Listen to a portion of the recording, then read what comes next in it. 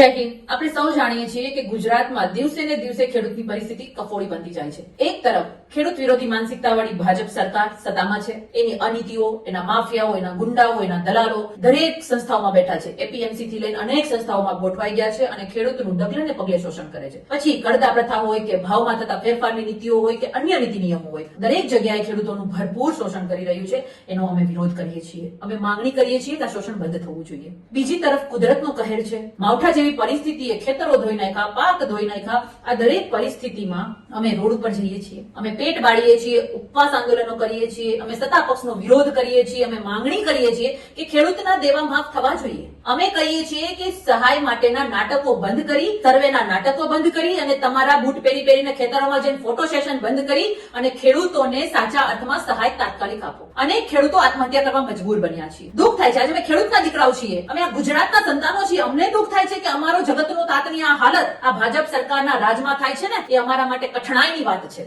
જેની ટ્રિપલ એન્જિનની સરકાર છે. આ દરેક વસ્તુ, આ દરેક પરિસ્થિતિમાં જ્યારે અમે વિરોધ કરીએ છીએ, અમે માંગણી કરીએ છીએ, ત્યારે સત્તાધારી પક્ષ તો તાનાશાહી વરસાવે છે. સત્તાધારી પક્ષ તો પોલીસનો દુરુપયોગ કરીને અમને બંધ કરે છે, બધું કરે છે. પણ સાથે સાથે શરમ અને લજ્જાની વાત એ છે કે જેને 30 વર્ષથી જે કોંગ્રેસને ગુજરાતની જનતાએ વિરોધ પક્ષમાં બેસાડી છે, આ કોંગ્રેસ જાહેર મંચ ઉપરથી અમને ગાળો દેવાનું કામ કરે છે. અરે કોંગ્રેસે ઢાંકણીમાં પાણી લઈને ડૂબી મરવું જોઈએ. 30 વર્ષથી સત્તામાં તમને બેસાડ્યા છે, ત્યાંય તમે ભાગીદારી કરી, ધંધામાં ભાગીદારી, રાજકીય ભાગીદારી અને ખીચા ભરવાનું કામ કર્યું અને આજે તમે વિરોધમાં ભાગીદારી કરી રહ્યા છો. અમારી સામે વિરોધમાં ભાજપ તો વિરોધ કરી રહી છે, સાથે સાથે કોંગ્રેસે વિરોધ કરી રહી છે. અરે અમે સત્તામાં નથી, અમે વિરોધ પક્ષમાં છીએ અને સરકારને મજબૂર કરવાનું કામ કરીએ છીએ, સરકાર પાસે લેવાનું કામ કરીએ છીએ, જનતાના હિતની વાત કરીએ છીએ. કોંગ્રેસને તો સત્તામાં વિરોધ પક્ષમાં બેસાડી છે, છતાં પણ અમને ગાળો દેવાનું કામ કરે છે. એટલે કોંગ્રેસનું જે સાચું ચિત્ર છે ને, એ ગુજરાતની જનતાએ જોઈ લીધું છે. 30 વર્ષથી જોવે છે, 30 વર્ષથી. એને તો સંવિધાનિક રીતે વિરોધ પક્ષમાં બેસાડેલી છે અને અમને તો જનતાના લોક લાડ પ્રેમ એના સહકારથી અમે તો વિરોધ પક્ષમાં છીએ. છતાં પણ અમારો આટલો બધો બીક, આટલો બધો ડર, એ વસ્તુ સાબિત કરે છે કે કોંગ્રેસ હવે ખતમ થઈ ગઈ છે. વિનાશ કાળે વિપરીત બુદ્ધિ.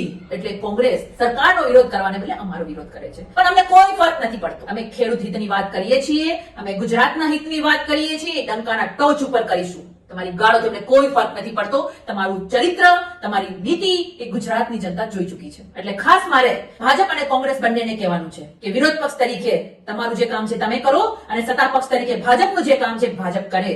અને ભાજપ પાસે ઉગ્ર આંદોલન કરી અને અમે ખેડૂત હિતની વાત કરાવવા માટે, એને ખેડૂતના હિતમાં નિર્ણય લેવા માટે મજબૂર કરીશું, એ વાત ચોક્કસ છે. ડંકાના ટોચ ઉપર કહીએ છીએ કે અમે કોઈથી ડરવા વાળા નથી, લડવા વાળા છીએ અને ખેડૂત માટે લડતા રહીશું, ગુજરાતની જનતા માટે લડતા રહીશું.